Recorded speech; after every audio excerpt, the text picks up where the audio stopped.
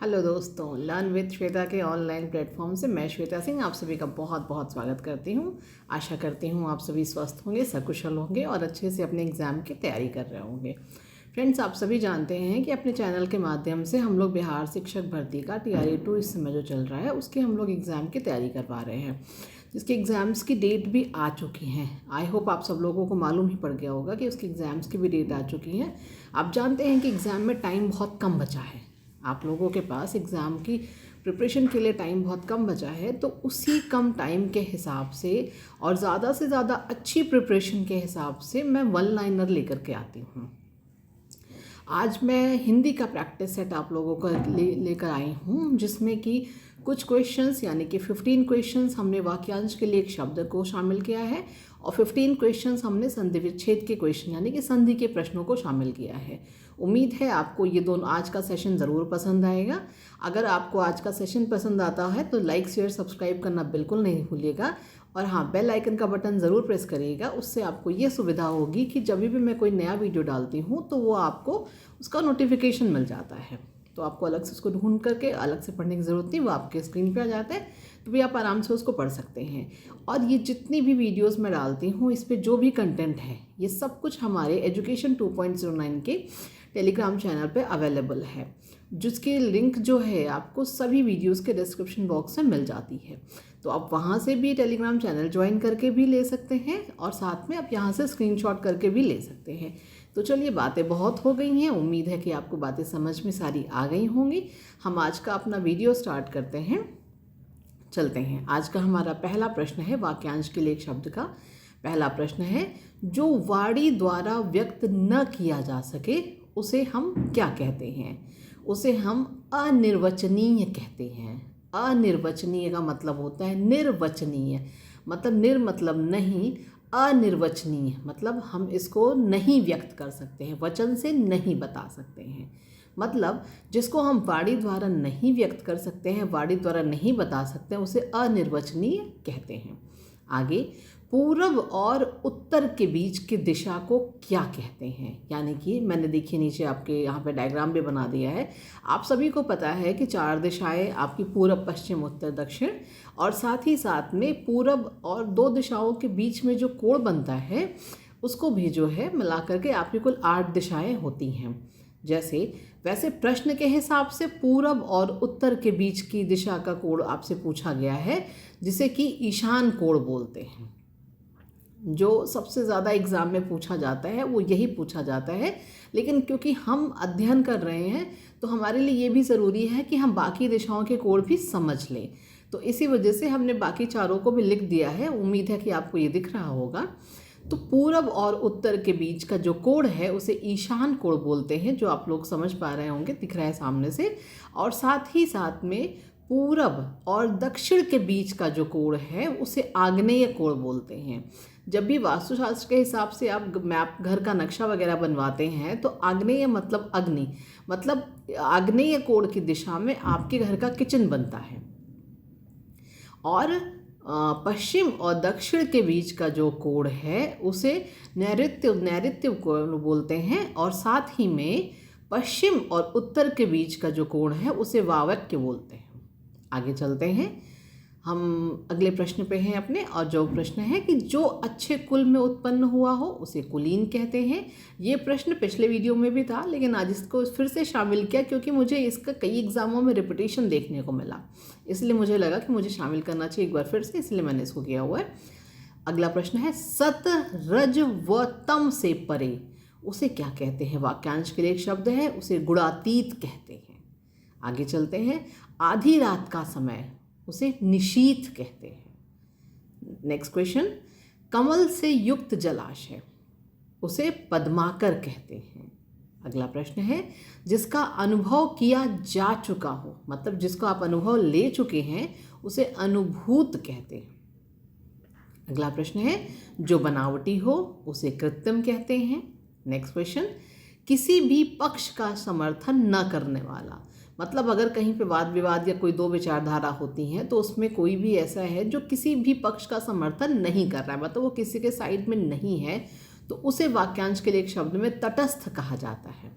अगला है युयुत्सु यहाँ पे जो शब्द है वो युयुत्सु है। युयुत्सु का इसका जो अर्थ है कि युद्ध करने की इच्छा रखने वाला, वो व्यक्ति जो युद्ध करने की इच्छा रखता है उसे युयुत्सु कहते हैं। नेक्स्ट क्वेश्चन, दूसरे के स्थान पर काम करने वाला, उसको स्थानापन्न कहते हैं। अगला क्वेश्चन, जो स्त्री, ऐसी स्त्री जिसने कभी सूर्य न देखा, जो स्त्री सूर्य भी न देख सके, उसके लिए वाक्यांश के लिए एक शब्द है असूर्यपश्या, असूर्यपश्या। अगला चलते हैं, जिसे तुरंत उचित उत्तर सूझ जाए, मतलब कोई ऐसा व्यक्ति जिसको तुरंत जो है आंसर तुरंत उसके दिमाग में आ जाता है, उसे प्रत्युत्पन्नति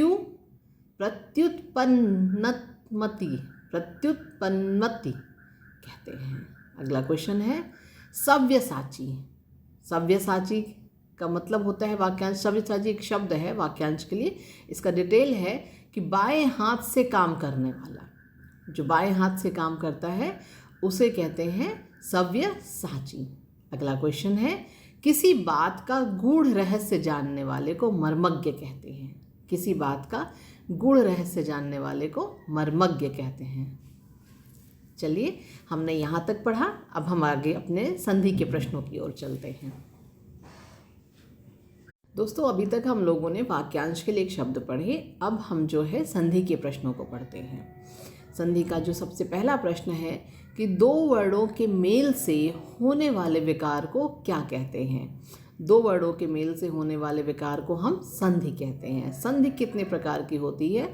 बहुत बार आपका अगर ऑप्शंस में अगर ये प्रश्न आता है आपके सामने, तो जो पहला प्रश्न है उसमें लोग कंफ्यूज होते हैं संधि और समास में, जिसमें आप जान लीजिए कि अगर ये प्रश्न आता है कि दो वर्णों के मेल से होने वाले विकार को क्या कहते हैं, तो आप उत्तर हमेशा संधि लगाइएगा।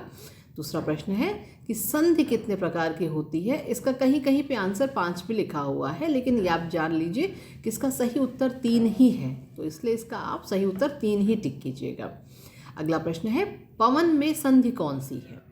यहाँ पर पवन में संधि समझने के लिए आपको ये पता होना चाहिए कि संधि विच्छेद इसका क्या है।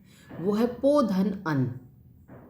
पवन में जो संधि विच्छेद है उसका जो मतलब संधि विच्छेद है वो पो धन अन है, और वो है अयादि संधि। हम आगे चलते हैं। अ ई मतलब अ प्लस ई, अ और ई को मिलाकर के जो ए बनता है, ये स्वर संधि के किस भेद को व्यक्त करता है। ये क्वेश्चन ऐसे ही आता है दोस्तों, सीधे अ प्लस ई इक्वल ए, मतलब अ और ई को मिला के ए बन रहा है, तो ये स्वर संधि का गुण संधि में ऐसा होता है जो है। आगे चलते हैं। ऋग्वेद का संधि विच्छेद, यहाँ पे ऋग्वेद है और इसका संधि विच्छेद में ऋक क पर हलंत लगेगा, ऋक वेद हो जाएगा। यथोचित का संधि विच्छेद है यथा धन उचित। आगे चलते हैं। विद्यार्थी का संधि विच्छेद है विद्या धन अर्थी। आगे चलते हैं। नाविक का संधि विच्छेद है नौ धन इक, क्योंकि अगर ऑप्शन में आपको कंफ्यूज करने के लिए यहाँ पे ना धन एक या ना धन विक या नो धन इक इस तरह से करके ऑप्शंस आपको दिए जाते हैं, लेकिन अगर आप सिर्फ सही चीज़ याद कीजिए, जो सही चीज़ है आप उसको याद कीजिए, नाविक, फिर आपको कोई दिक्कत नहीं होगी। अगला प्रश्न है व्यवहार का संधि विच्छेद वी धन अव धन हार। व्यवहार का संधि विच्छेद है दोस्तों वी धन अव धन हार।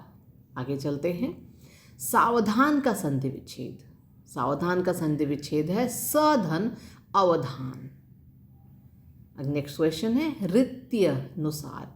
जो ये शब्द दोस्तों रीत्यनुसार है, ये संधि विच्छेद के लिए तो इसका संधि विच्छेद हो जाता है रीति धन अनुसार, लेकिन रीत्यनुसार ये वर्तनी में भी पूछा जाता है। रीति धन अनुसार इसका संधि विच्छेद है, आप इस तरह से याद कीजिए। और वर्तनी के लिए भी रीत्यनुसार, क्योंकि य पर आ की मात्रा लगा देते हैं तो वहाँ पे इंसान कंफ्यूज हो जाता है, बट यहाँ य पर आ की मात्रा नहीं होती है, वर्तनी में पूछा जाने वाला ये बहुत बड़ा प्रश्न है। आगे चलते हैं दोस्तों। हिमांशु का संधि विच्छेद, हिमांशु का संधि विच्छेद है हिम धन अंशु। नेक्स्ट क्वेश्चन इज निर्धन में कौन सी संधि होती है। निर्धन में संधि विच्छेद को आपको समझना है तो ये निह धन, निह प्लस धन होता है। मतलब अगर आपने विसर्ग की 2 बिंदुएं देखनी तो आप समझ जाते हैं कि यहाँ पर विसर्ग संधि है। प्रत्युत्तर का संधि विच्छेद है प्रतिधन उत्तर। हमारा अगला प्रश्न है और इस वीडियो का लास्ट क्वेश्चन है, क्योंकि 15 क्वेश्चंस हमने वाक्यांश के लिए एक शब्द में किया था और 15 क्वेश्चन हम संधि विच्छेद के कर रहे हैं। तो टोटल आज के हमारे वीडियो में 30 क्वेश्चंस को लिया गया है। सच्चिदानंद का संधि विच्छेद है सत धन चित धन आनंद। सच्चिदानंद का संधि विच्छेद है सत धन चित धन आनंद। तो दोस्तों आशा करती हूँ कि आपको इतनी बात समझ में आई होगी। ये उनके लिए आसान होगा समझना जिन्होंने पहले संधि विच्छेद या संधि को पढ़ा है, जिनको थोड़ा बहुत या कह लीजिए कि काफ़ी कुछ उनको मालूम है। हम सिर्फ एक इम्पॉर्टेंट क्वेश्चन का कलेक्शन आपके सामने लेके आ रहे हैं। बार बार रिपीट होने वाले एग्जाम में जो है क्वेश्चंस होते हैं उनका कलेक्शन आपके सामने लेके आ रहे हैं। लेकिन मैं ये मेरा ये मानना है कि एक छोटा सा वीडियो मैं आप लोगों के लिए कल लेकर के आऊँगी, जिसमें संधि कैसे पहचानते हैं उसकी शॉर्ट ट्रिक होगी। हम डिटेल में संधि कभी भविष्य में आगे पढ़ेंगे, लेकिन अभी क्योंकि एग्ज़ाम बहुत पास में है और अभी डिटेल में पढ़ने का हमारे पास समय नहीं है, तो इसी वजह से हम 1 लाइनर पर ही बात करते हैं। तो कल एक वीडियो हम आपके सामने लेके आएंगे जिसमें संधि को पहचानने, क्योंकि अभी तो मैंने बता दिया, एक शब्द बताया जिसमें आपको संधि बता दी। अब अगर यथोचित आ गया तब तो ठीक है, अगर कोई और मान लीजिए कोई शब्द आ गया तो आप वहाँ पे कैसे पहचानेंगे। तो इसके लिए मेरे पास एक बहुत अच्छी ट्रिक है कि हम जितनी भी संधियाँ हैं उनको कैसे पहचानें। क्योंकि वहाँ पर आपको संधि विच्छेद नहीं करना है, सिर्फ आपको संधि पहचाननी होती है ज़्यादातर। और जिनके संधि विच्छेद हैं, जो इम्पोर्टेंट संधि विच्छेद है मैं वो भी लेकर के आऊँगी, और साथ ही साथ में संधि को पहचानते कैसे हैं ये भी मैं लेकर के आऊँगी। अब मैं उम्मीद करती हूँ कि कल का वीडियो देखने के बाद एटलीस्ट संधि के प्रश्न आपके एग्ज़ाम में गलत नहीं होंगे। आप जानते हैं कि हिंदी का वेटेज बहुत ज़्यादा है, तो इसीलिए हम कोई टॉपिक को छोड़ नहीं सकते हैं। और साथ ही साथ में हमें टॉपिक ऐसे पढ़ना है कि टॉपिक हमें जल्दी पढ़ना है, जल्दी रिवाइज करना है। तो इसीलिए इसको हम एक quick and short revision type की वीडियो बना करके आपके सामने लेके आएंगे। डिटेल में हम कभी आगे और पढ़ेंगे। तो चलिए, उम्मीद करती हूँ आपको आज का वीडियो ज़रूर पसंद आया होगा, और इस तरह की और वीडियो और अच्छी जानकारी के लिए हमारे चैनल से जुड़े रहिएगा। Thanks for watching my video. Thank you.